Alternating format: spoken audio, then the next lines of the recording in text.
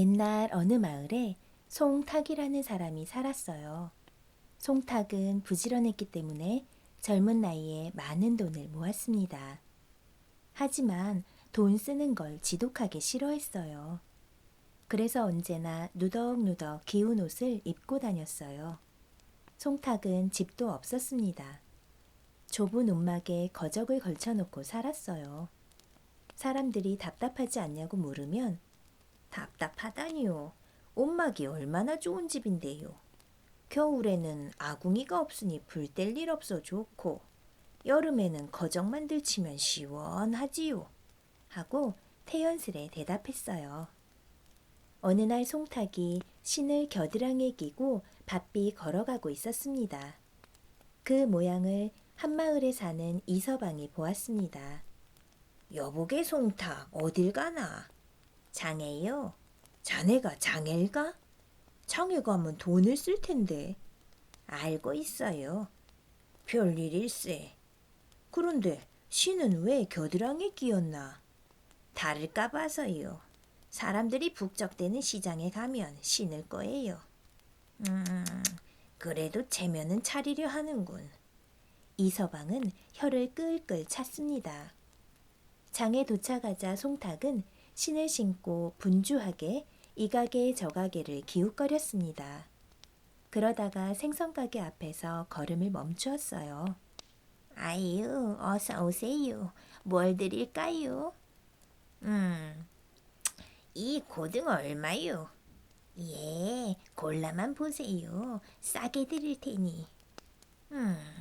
이 오징어는요? 아이, 우선 골라보시라니까. 그럼 골라볼까? 송탁은 고등어와 오징어를 손에 들고 주물럭거렸어요. 그뿐 아니었어요. 다른 생선들까지도 한참 동안 뒤적거렸습니다. 생선가게 주인은 짜증이 나기 시작했어요.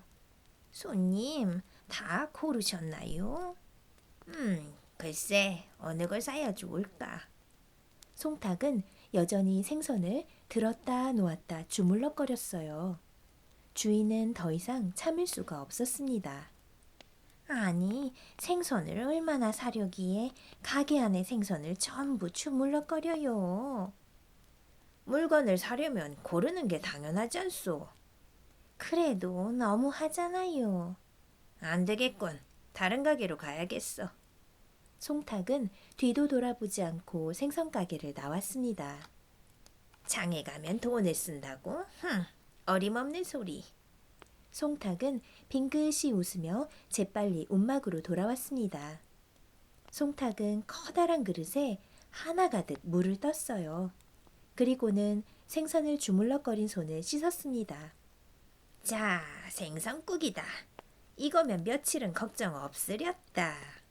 송탁은 밥 한 그릇과 생선 씻은 물을 넣고 밥을 먹기 시작했어요. 밥 한 술에 물 한 술, 또 밥 한 술에 물 한 술.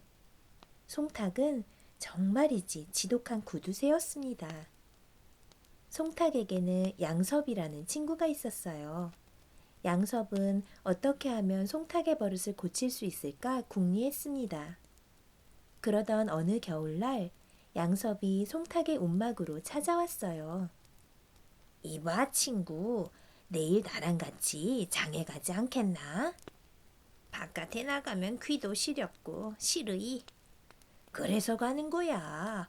털모자를 사려고. 털모자?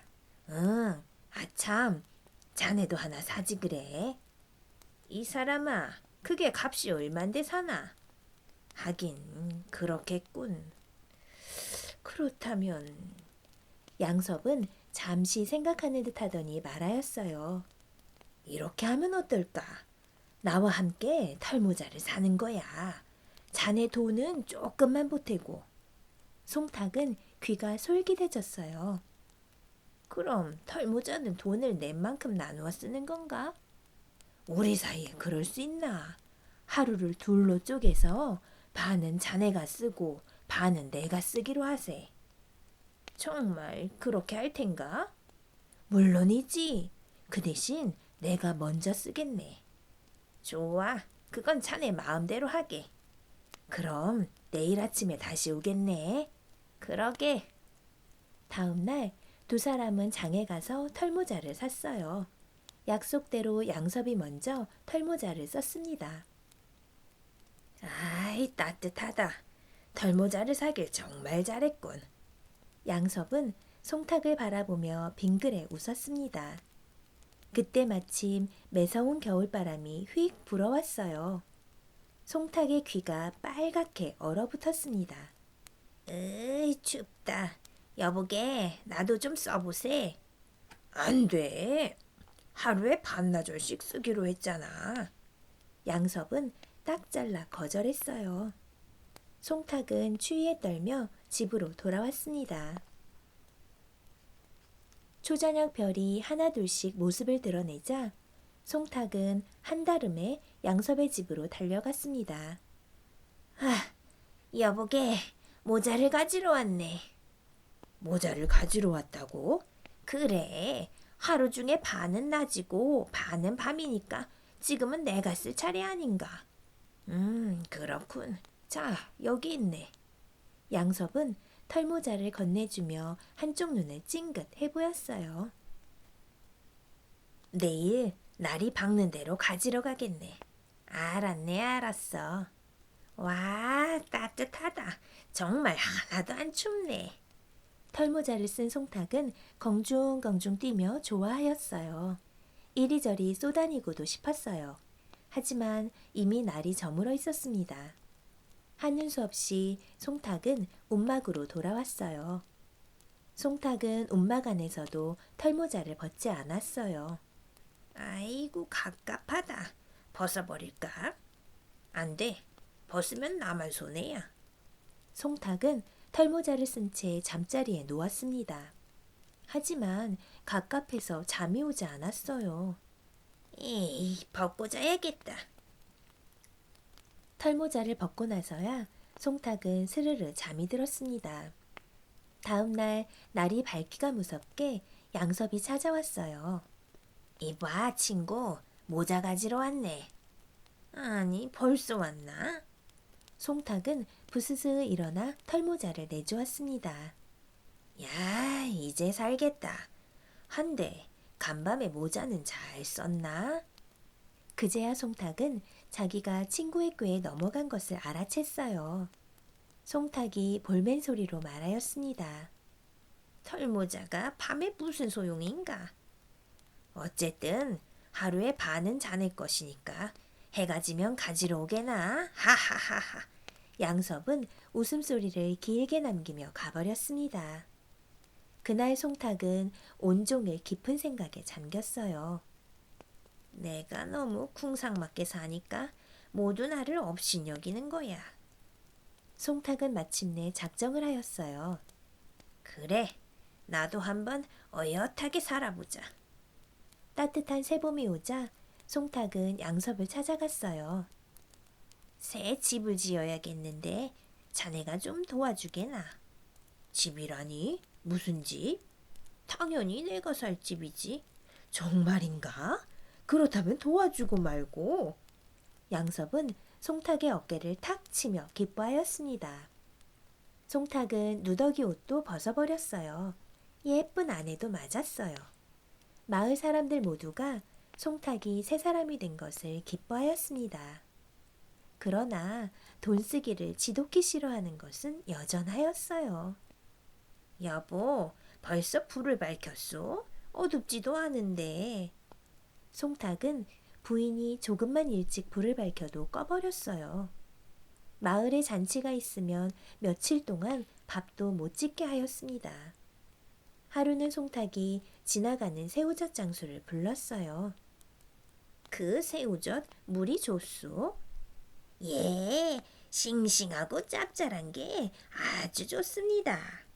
송탁은 입안 가득 군침이 돌았습니다.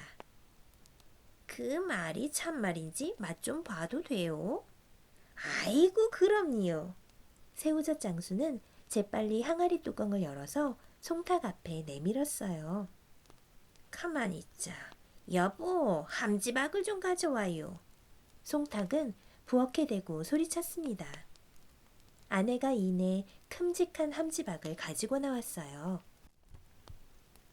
여보시오, 이 함지박에 새우젓을 좀 쏟아봅시다. 아니, 그건 왜요? 아이, 그래야 항아리 밑에 있는 새우젓도 물이 좋은지 어떤지 맛을 볼 수 있지 않소. 새우젓 장수는 할 수 없이 새우젓을 함지박에 쏟았습니다. 그러자 송탁은 함지박 옆에 쭈그리고 앉아 새우젓을 집어 먹었어요. 여보, 당신도 새우젓 맛을 좀 봐요. 아내도 얼른 옆에 앉아 새우젓을 집어 먹기 시작하였어요. 그런데 송탁과 아내는 맛을 보는 게 아니라 아예 실컷 먹어치우는 게 아니겠어요?